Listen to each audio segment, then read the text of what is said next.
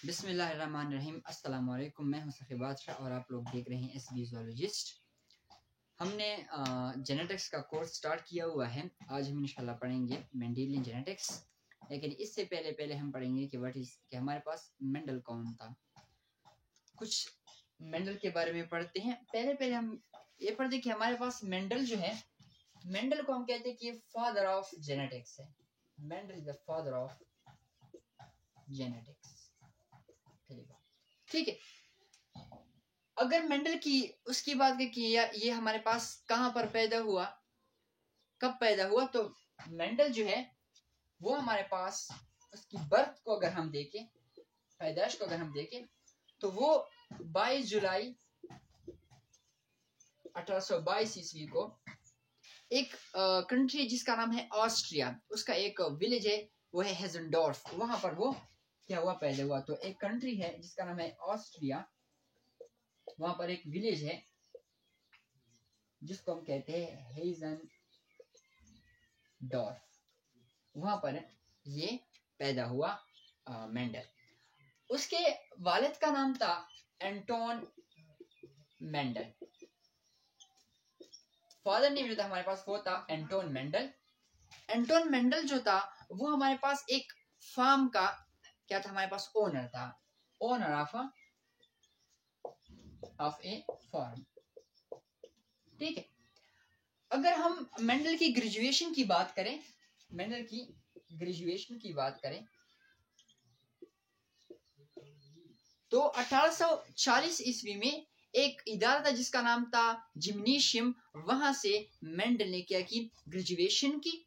ठीक है। और अब मेंडल को अगर देखें तो यूथ लाइफ मींस अगर उसकी जवानी को देखें तो उसने अपनी जवानी जो है वो उसकी जवानी एक डिफिकल्ट और पुअर लाइफ थी। ठीक है। तो 1840 ईस्वी में एक इदारा जिसका नाम था जिम्नेशियम, इस इदारे से मेंडल ने क्या की, ग्रेजुएशन की। ठीक है। इसके बाद 1845 ईस्वी में जब उसने ग्रेजुएशन की तो 1845 ईस्वी में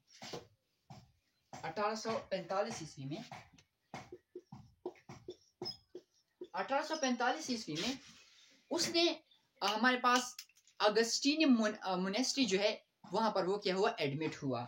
अगस्टीनियम मोनेस्ट्री।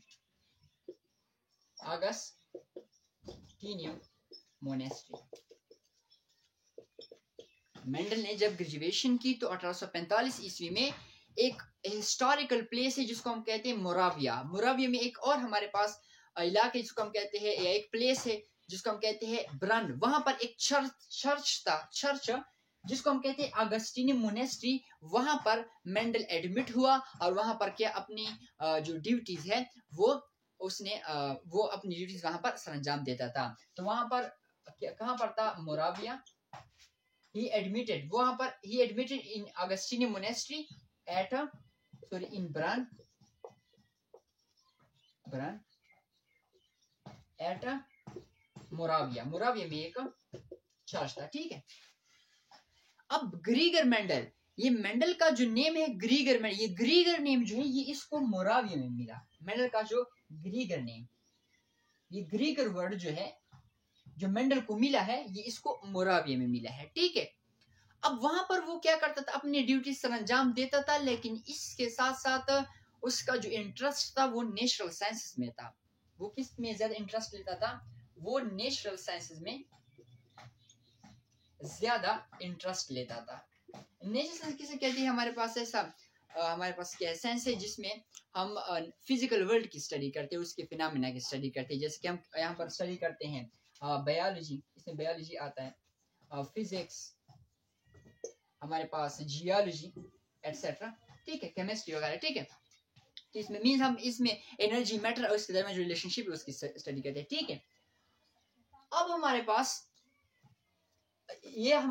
1856 ईस्वी में, 1845 ईस्वी के बाद 1856 ईस्वी में इसने पहला जो पी वेराइटीज पर एक्सपेरिमेंट था, क्रॉसिंग थी, उसने 1856 ईस्वी में दी। स्प्रिंग 1856 में उसने पहला एक्सपेरिमेंट क्या किया, परफॉर्म किया पी वेराइटीज पर, ठीक है। तो पहला एक्सपेरिमेंट कहां पर किया, means experiment on P varieties, means उसकी क्या की, क्रॉसिंग की, ठीक है। अब 1856 ईस्वी के बाद 1862 ईस्वी में वो ब्रन नेचर सोसाइटी का एक फाउंडिंग मेंबर बना। क्या बना हमारे पास, फाउंडिंग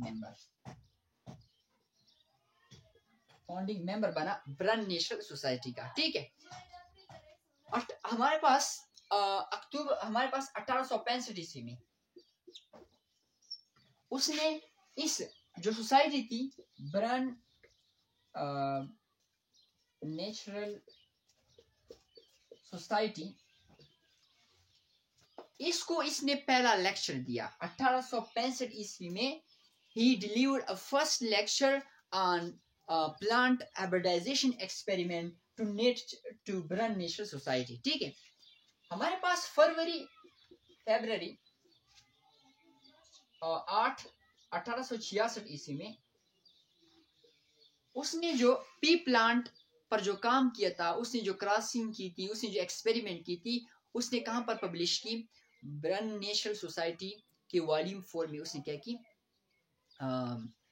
पब्लिश की, ठीक है। लेकिन इसका ये काम जो था, इसने जो एक्सपेरिमेंट वगैरह की 11 साल के कितने साल थे, ये एक्सपेरिमेंट जो थे, ये क्रॉसिंग जो थे, ये इसके क्या हुए 34 साल तक वो अनरिकॉग्नाइज रहे।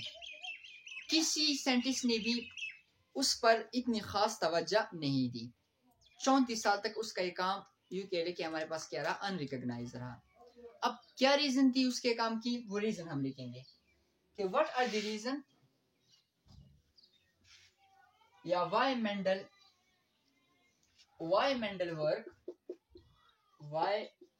मेंडल वर्क अनरिकॉग्नाइज्ड, कि हमारे पास मेंडल का जो वर्क था वो क्यों अनरिकॉग्नाइज रहा 34 साल तक। पहली वजह, फर्स्ट रीजन थी पब्लिकेशन। मेंडल ने जो अपना वो एक्सपेरिमेंट परफॉर्म करता था, तो उसने इसकी इंफॉर्मेशन ऐसे रोजनामे में यानी ऐसे जर्नल में शाया की जो कि मशहूर नहीं था, ठीक है, वेल नोन हमारे पास नहीं था। देखते हैं कि हमारे पास he publish his knowledge in obscure journal. Obscure means not well known, means ज्यादा मशहूर हमारे पास नहीं था। दूसरा जो हमारे पास रीजन है वो है हमारे पास जर्मन लैंग्वेज। उसने अपने जो इंफॉर्मेशन है वो किस में लिखे थे, जर्मन लैंग्वेज में। तो ये भी डिफिकल्टी थी साइंटिस्ट के लिए, क्योंकि साइंटिस्ट अलग अलग मींस कंट्री से वो रखते मींस ताल्लुक रखते थे, तो वो ज्यादातर जर्मनी को मींस वो नहीं समझ सकते थे। हालांकि अगर हम देखें तो इंग्लिश जो है वो आप यूं कह लें कि इंटरनेशनल हमारे पास क्या है, एक लैंग्वेज है, क्योंकि सारे उसको समझ सकते हैं। तो एक रीजन है कि उसने अपनी इंफॉर्मेशन जर्मन लैंग्वेज में शेयर किए थे। तीसरा हमारे पास जो था वो था डार्विन थ्योरी।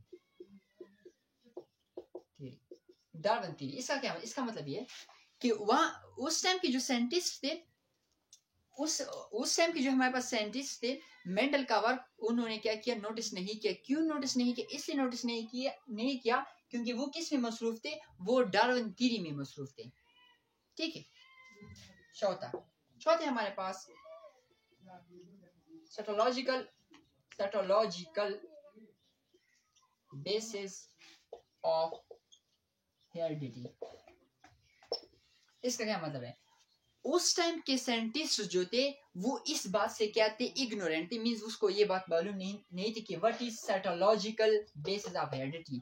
ये हमारे पास एक ऐसा मैकेनिज्म है जिसके थ्रू हम क्या, ये हमारे पास एक ऐसा प्रोसेस है, एक ऐसा फिनोमेना है जिसमें हम ये पढ़ते हैं कि हमारे पास कैसे genetic information from one generation to another generation मुंतकिल होते हैं, कैसे जेनेटिक इंफॉर्मेशन एक सेल में स्टोर होते हैं, कैसे जेनेटिक इंफॉर्मेशन हमारे पास एक्सप्रेस होते हैं, क्रोमोसोम क्या होता है, जीन क्या होता है, डीएनए। तो इन सारी बातों से हमारे पास उस टाइम के जो साइंटिस्ट थे वो क्या थे, इग्नोरेंट थे।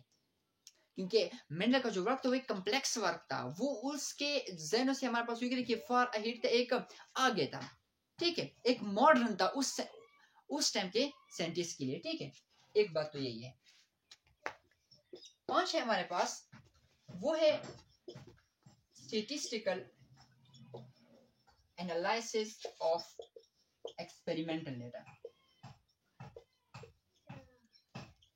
उस टाइम के साइंटिस्ट जो थे वो इस बात से भी फेमिलियर नहीं थे, मतलब उसको ये पता नहीं था कि ये क्या है। हालांकि जो मेंडल ने जो स्टेटिस्टिक्स वहां पर इस्तेमाल की थी वो अब भी जो इस्तेमाल हो रही है, जो स्टैंडर्ड डिविएशन वगैरह कैलकुलेटिंग, वहां पर उसने ये चीज इस्तेमाल नहीं की थी। अभी तो हमारे पास मॉडर्न है, लेकिन वहां पर जो उसने स्टैटिस्टिकल एनालिसिस इस्तेमाल की, ये उन साइंटिस्ट के लिए क्या था, एक कॉम्प्लेक्स काम था, ठीक है, एक मुश्किल काम था, वो इस बात से क्या थे, फेमिलियर नहीं थे, ठीक है। छठा है हमारे पास कि lake aggressive approach. Means Mendel में